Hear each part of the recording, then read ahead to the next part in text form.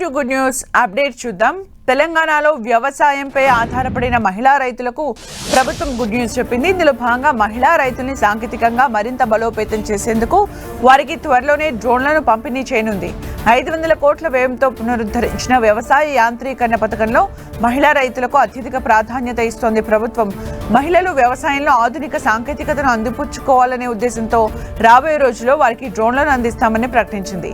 తమ ప్రభుత్వం అధికారంలోకి వచ్చాక సుమారు 25 లక్షల మంది రైతులకు 21,000 కోట్ల రుణమాఫీని విజయవంతంగా పూర్తి చేశామన్న వ్యవసాయ శాఖ మంత్రి తుమ్మల నాగేశ్వరరావు గత ప్రభుత్వంలో నిలిచిపోయిన రాయితీ విత్తనాలు, వ్యవసాయ యాంత్రీకరణ వంటి కీలక పథకాలను పునరుద్ధరించి మళ్లీ అందుబాటులోకి తెచ్చామని వివరించారు. రాష్ట్రంలో పంట మార్పిడి, సహజ వ్యవసాయ విధానాల్ని ప్రోత్సహిస్తున్నామని, ప్రతి జిల్లాలో ఆయిల్ పామ్ పరిశ్రమల ఏర్పాటుకు కృషి చేస్తున్నామని మంత్రి తెలిపారు.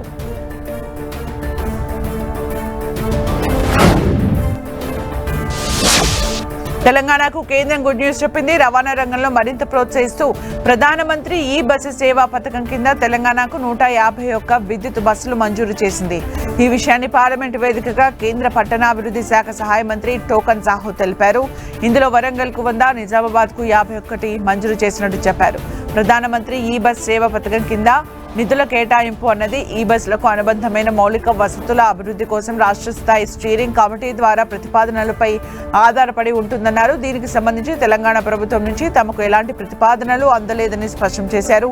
ఈ బస్సుల నిర్వహణకు అవసరమైన నిర్మాణ, విద్యుత్ పరమైన మౌలిక వసతుల అభివృద్ధి తర్వాతే వాటిని క్షేత్రస్థాయికి తరలించనున్నట్టు చెప్పారు. యాసిడ్ దాడుల బాధితులకు పరిహారం కల్పించే విషయంలో సుప్రీంకోర్టు కీలక ఉత్తర్వులు ఇచ్చింది.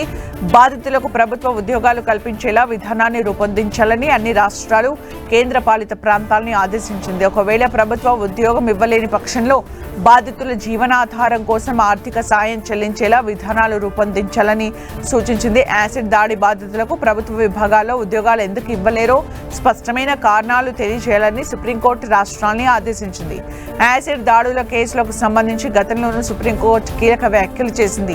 ఈ ఘటనల్లో నేరగాళ్లకు తీవ్రమైన కఠిన శిక్షలు విధించేలా చట్టాన్ని సవరించాలని కేంద్ర ప్రభుత్వానికి సూచించింది. అవసరమైతే దోషుల ఆస్తులను ఎందుకు స్వాధీనం చేసుకోకూడదని ప్రశ్నించింది. హర్యానాకు చెందిన ఓ యాసిడ్ దాడి బాధితురాలి పిటిషన్పై విచారణ సందర్భంగా కోర్టు ఈ వ్యాఖ్యలు చేసింది.